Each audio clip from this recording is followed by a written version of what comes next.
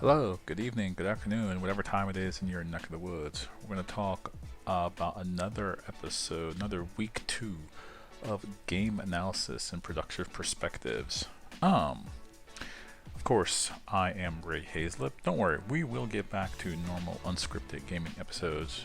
Other gentlemen are taking a break, so I had something I wanted to talk about today. Today is going to be a little bit more, we'll say, academic or instructive about working in the game industry. Today, we're going to be talking about what it means and what it's like to potentially be on a sinking ship of a video game, as a producer or project manager or someone in production. What you should do, or what should you do, or what it's like to be on that. I've been on that a couple times myself. I have been on I guess the best way to put it is on the good end of one studio closure and one round of studio layoffs. And by on the good end, I mean the studio was closed, but I was one of the very few people that were moved. And during the layoffs, my number was not called. But it's one of those things that you can see happen, or sometimes you can see coming a mile away. So, what's one of the first things you could do? For all you producers in training or project managers in training, pay attention. First things first, you start suspecting that you are on a video game that is potentially a sinking ship. You don't think it's going to make it. You don't think it's going to make its money back. You don't think it's going to do well. Number one, polish your resume. That's going to sound kind of mean. It's going to sound very defeatist, but the good step of a producer is to always be prepared. Never be surprised. Step number two, start asking questions of your directors, anyone higher up than you, your bosses, your managers, your executives. Start asking really good questions about them.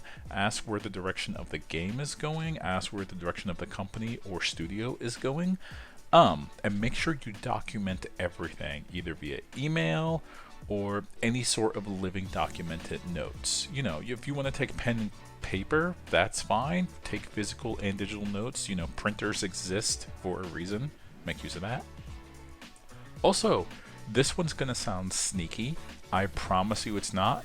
And I promise you most production people do it. If you start noticing that some of your other fellow cohort producers or project managers are starting to quote flee a potential sinking ship, and you are getting stuck with more workload because of them, ask for a raise. Ask for a raise or a bump in rank. Ask for both. If you are sticking around to do extra work because other people have left, you should be compensated for your time and energy, especially if you are choosing to stick around. Do not take on extra work just because. It's actually at a certain point when you start picking up extra duties, it's going to be expected of you at some point, especially if you're staying. Oh, this person is staying. One day they're going to walk into this office, they're going to ask for a little bit more because I'm going to ask them to take on some more duties. It's okay. Take a breath. You can do it. Go do it. If you are sticking around, we'll stay in that point.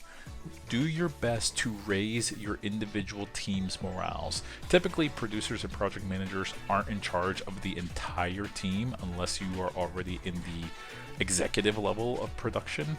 In which case, hi, how you doing? I'm glad you're listening to this. But if you're in, say, the associate, the assistant, the staff, the lead role or something like that, you're probably managing 1, 2, 3, 4 teams or whatever like that. Make sure your teams that you're managing, their morale is as high as possible. Do whatever you can. If you have to dip into your own funds to maybe buy them a couple of small snacks, do that. $10 worth of donuts is going to do a lot more than you think it would. Yeah, it feels like nothing. And tell you what, in the long run, it really is nothing.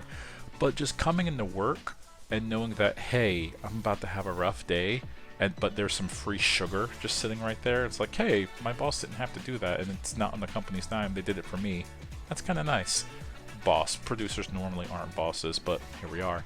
It does something, even if it's nothing. Or have game nights. Something like that. Anything to raise morale.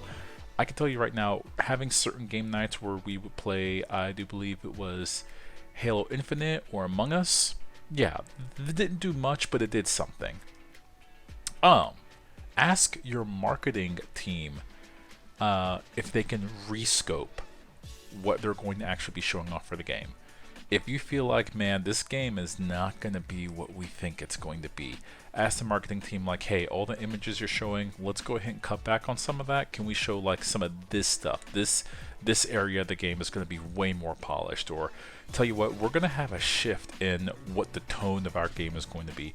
Can we shift and start showing the game looking like X instead of Y? That is going to be really, really more valuable. One weird example of a reshift in marketing scope that caught me off guard when it happened, and everyone assumed the worst when it happened, was Doom, Bethesda's Doom that released in 2016. That game had a reshift in marketing because they did not give anybody advanced review copies of the game to make news articles or YouTube videos or content reviews for. It was kind of weird, and normally when that's done, when a marketing team does not send review copies or advanced copies, everyone just assumes like, oh, this game's going to be bad. They don't believe in it. And so when Doom 2016 didn't get advanced or review copies, people were assuming, oh no, this is it. The next Doom game's going to be bad. It's everything we feared it was going to be. We thought it was going to be good. Oh no, what if all those trailers and such were just bad? Nope, the game came out and it's phenomenal. It's actually one of my favorite Doom games I've ever played. I actually like it better, Doom 2016, better than the 2020 version of Doom Eternal. A lot better, actually. I have serious issues with Doom Eternal. I don't think I'm ever going to play it again. That said, it being a phenomenal game, I think the marketing shift was we just want people to play it. Like, no more BS, no more like leading people on like, here it is, just here, play it. Another shift in marketing is the game that recently came out, the remake, or rather it was kind of a remaster, but I guess some people are calling it a remake of Elder Scrolls IV Oblivion. That game got next to no marketing. They just said, hey, here it is, $60, $50. You could buy it right now. And it sold millions of copies on the first week. Mostly because it's a re-release of a Xbox game that came out in, I do believe, 2008, 2006, 2008, something like that. And it coming out now, most people know what to expect. And so getting a re-release of that, they're like, oh, okay. They didn't even promise anything. They're just like, no, here's the game. That can work. That can absolutely work. So let's give another example of a sinking ship, potentially. We're going to talk about Marathon. Not the old game that came out for the Apple computer system. I think that was in the early 90s. No, we're talking about Marathon, the new extraction shooter by Bungie, coming out in supposedly 2025. Supposedly, it's set for September 2025. I don't know about that anymore. It's probably going to get delayed.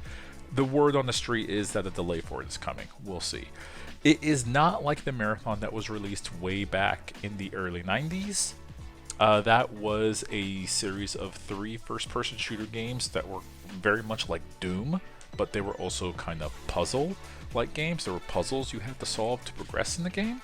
Doom kind of had puzzles. You had to find keys to go to certain deeper into the level, but it's nothing like the puzzles that Marathon had to put you through. What's also intriguing about Marathon is it had a lot of very deep lore to it. Oh my gosh, so much lore into Marathon. There's lore in Doom, but it's mostly like one very angry space marine decides to kill almost every demon in hell to stop them from invading Earth. Spoiler alert, they end up invading Earth in Doom 2 anyways. Doesn't matter. Marathon is a bunch of deep lore about a space marine that's awoken by a rampant AI on a space station, and they have to fight off aliens. Eventually, I think in Marathon 2, they go to an alien planet. And Marathon 3, Marathon Infinite, that's a lot of game right there.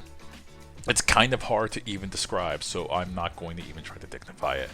But I would have loved if Bungie had said that they were going to remake the original Marathon games. You know, take those old game engines, slap them in, I don't know, Unreal 5, give them a 1080p or 4K coat of paint, and re-release 3 single-player stories. I would have loved that, and that's what I thought it was going to be when I saw the teaser trailer for it.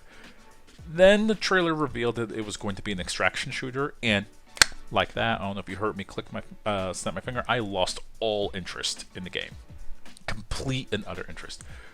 There's probably a lot of people listening to this that don't know what an extraction shooter is. I don't blame you. I barely knew what an extraction shooter is. I knew like a couple years ago. An extraction shooter is a first-person shooter.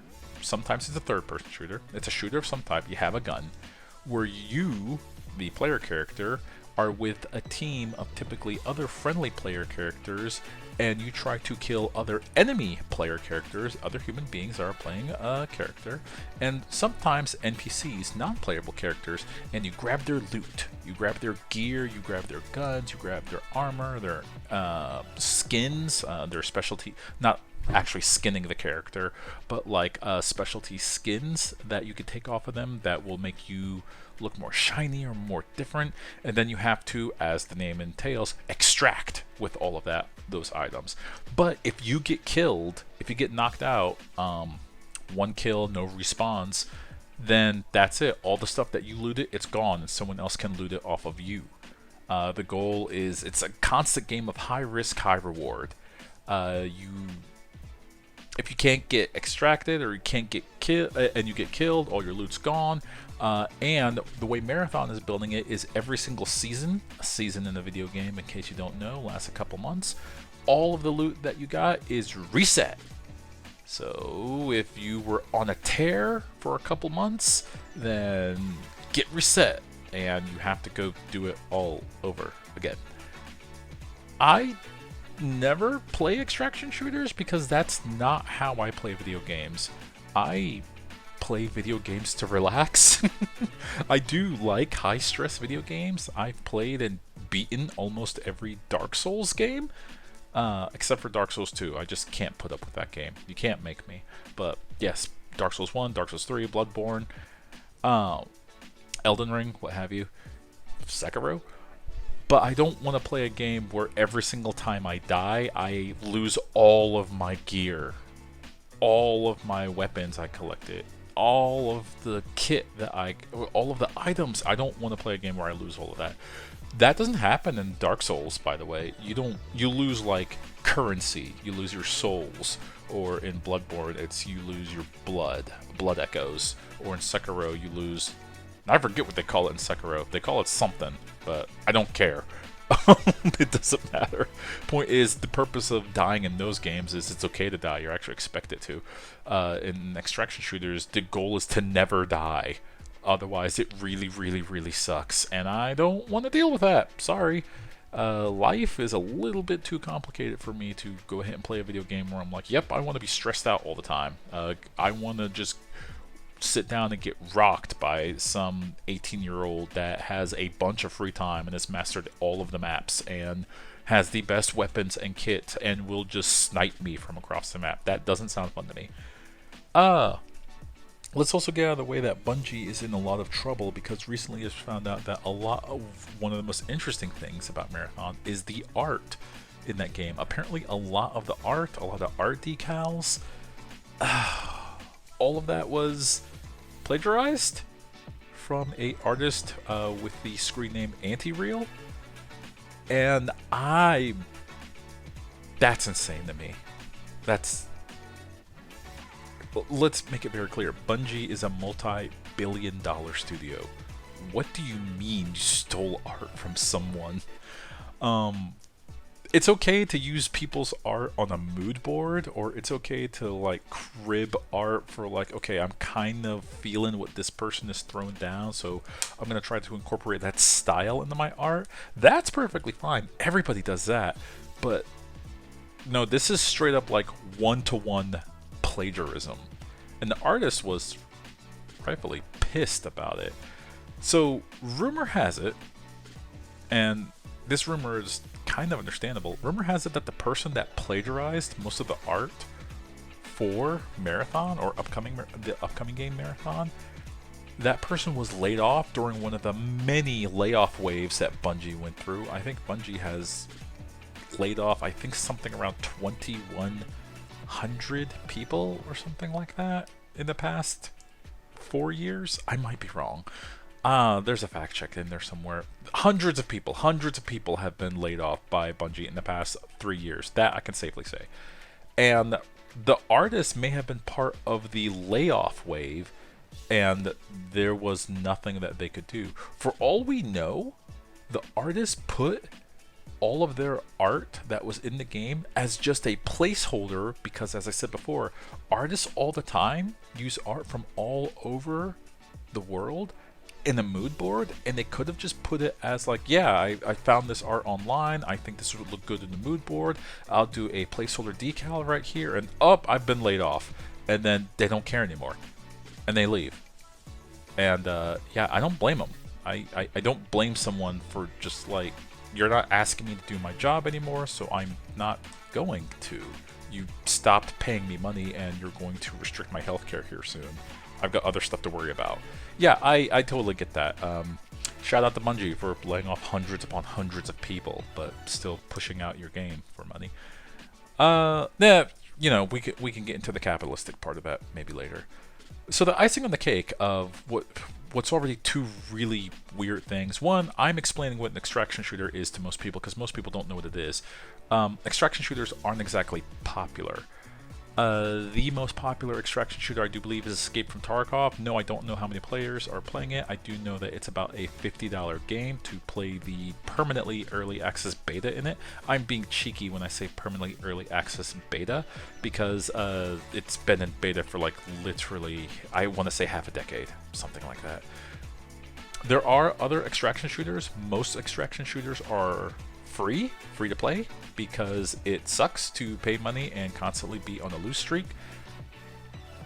No one wants to pay money for an extraction shooter unless your name is Escape from Tarkov. That's kind of the end of it. People will pay money for like skins or cosmetics in an extraction shooter, but no one wants to actually pay money for it. So this all combined, I'm like, you're trying to make a game in a genre that not that many people know about, not that many people play. Let's go to Steam. If I go to the Steam charts right now, hey, Steam, what's the most currently actively played extraction shooter? They have Helldivers 2 on here. I'm going to ignore that. Helldivers 2 is not really an extraction shooter, not by the like word of what an extraction shooter is. Delta Force. Okay, Delta Force has an all-time peak of 155,000 players. That's what the Steam chart says. That's not a lot. Destiny has had much more. Destiny 2 rather has had much more players on it, but they are looking for those types of players. What's next down the list from Delta Force? Maybe it'll be something just as high. Nope. It's this game probably no one listening to this has ever heard of called Gray Zone Warfare. The maximum peak for everyone ever playing that game was 72,000 players. That is less than half of those people playing Delta Force. And then it just goes down and down and down from there. One of the more popular ones was Hunt Showdown 1896. I didn't know this. All-time peak, 60,000 players. Yeah, as it turns out, most people don't like to play extraction shooters. That's really kind of it. That's the name of the game. And you get diminishing returns when you look in the list of, okay, well, how many people have played an extraction shooter? It's not a lot. And I'm starting to get the feeling when I look at this list, it's the same group of people that all just kind of play these games. They play it, they like it or love it, and then they leave it after a couple months because you can only take getting domed so many times and losing all your stuff before you want to go move on. You want to play something else. A perfect example, there was a Tom Clancy game, Tom Clancy's Rainbow Six Extraction, all-time peak of the number of people that played it on Steam, 2,300. That's it. That's it. That's nothing. That's actually nothing. There are more people playing 10-year-old Battlefield games right now than there are playing than there were playing Tom Clancy's Rainbow Six Extraction at its peak. By the way, if you want to know how many people are playing Tom Clancy's Rainbow Six Extraction right now at this very moment, it's 28 people. That's because the game is about to be shut down here at the end of June, if I'm not mistaken. So, all this combined has caused the morale, supposedly at Bungie, to hit record lows. There are people that are reaching out to games journalists telling them, hey, can you get the news out? It sucks working here. And you, as a project manager or a producer, you don't want to hear that. You probably hope it's not coming from your area that you're working in, but it probably is. How do you fix that? Well, at a certain point, you do what you can. If you're going to stay on for the long haul for a game that is a sinking ship, that's the answer. You do what you can. You readjust. You ask the marketing to readjust. You readjust employee expectations. You tell the directors. You get boldly honest with the directors. Do not be the type of person that says, yeah, everything's fine. Yeah, this is going to be great. Yeah, we're doing what we can. We're going to release this on time. It's all good. No. All of you, if you are good and tight with your production team, project managers, producers, pay attention, always make friends. Go to your directors and say, yeah, this isn't working. We are about to stumble. We need to fix this ASAP. What are we going to do to fix this? And have that very serious conversation. If you don't, then the bad happens.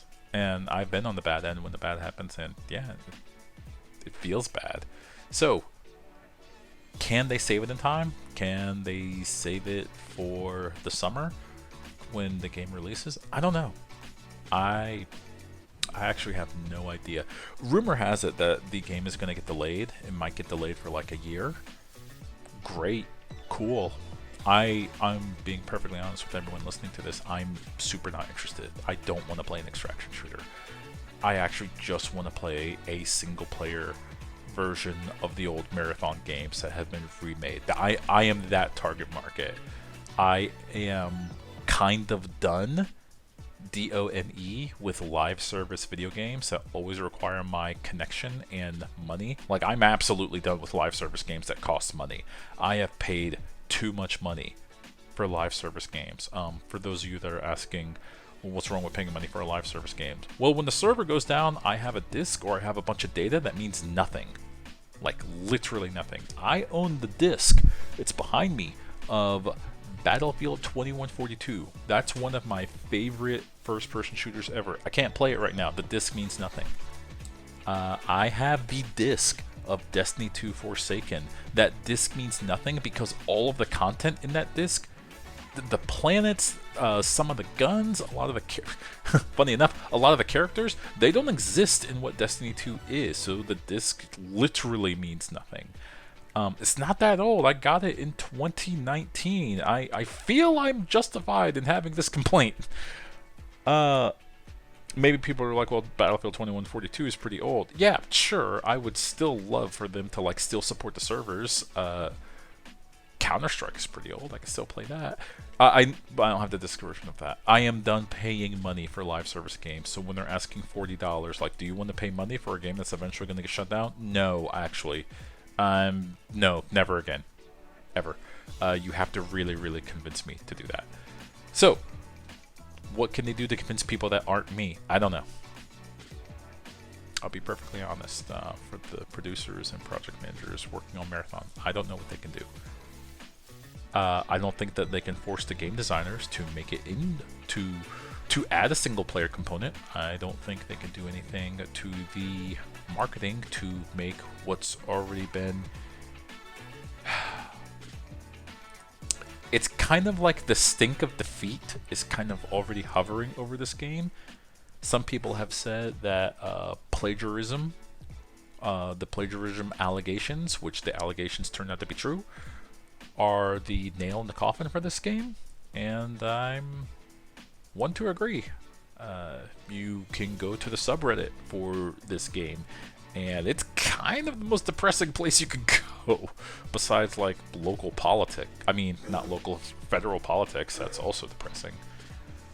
So, I'll go ahead and end this here by saying if you are stuck in a sinking ship, these are some of the options that you can do.